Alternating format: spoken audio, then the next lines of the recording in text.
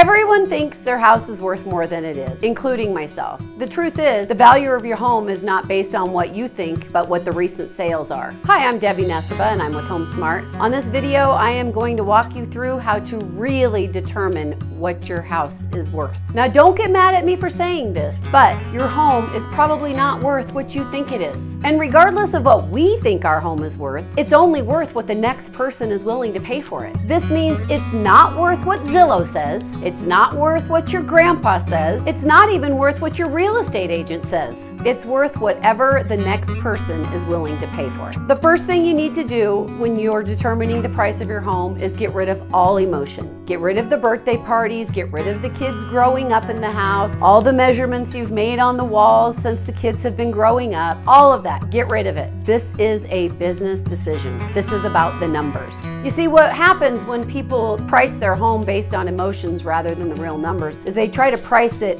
way higher than it should be priced at, and that's not a good thing. You see, when your house sits on the market for a long time, people start to question if your house is worth what you have it priced at. And this is also why people get lowball offers. You see, as of the time of this video, June 2022, our market is starting to see a correction. And what this means as a home seller, I can tell you your house is not even worth what it was 90 days ago. But you see, if I were to look on paper and look at Zillow, their pricing would still be reflective of that 90 days ago, which is exactly why they are not reliable. So my prediction is sellers are going to continue to think their houses are worth a lot more than what they really are because they're looking at what's on paper, and that's not the reality right now. So when we're in a correction market like we are now, you're going to want to look at what houses in your neighborhood have sold for in the past 30 days to 45 days as opposed to 90 days or even 6 months. And if you are a seller who's wanting to get top dollar for your house, I would highly suggest doing it sooner than later because we are seeing a correction. On the flip side, if you are a buyer, expect to see prices leveling out and being able to have more negotiation room with the sellers. However, don't forget those sellers are going to be reluctant to come down on prices.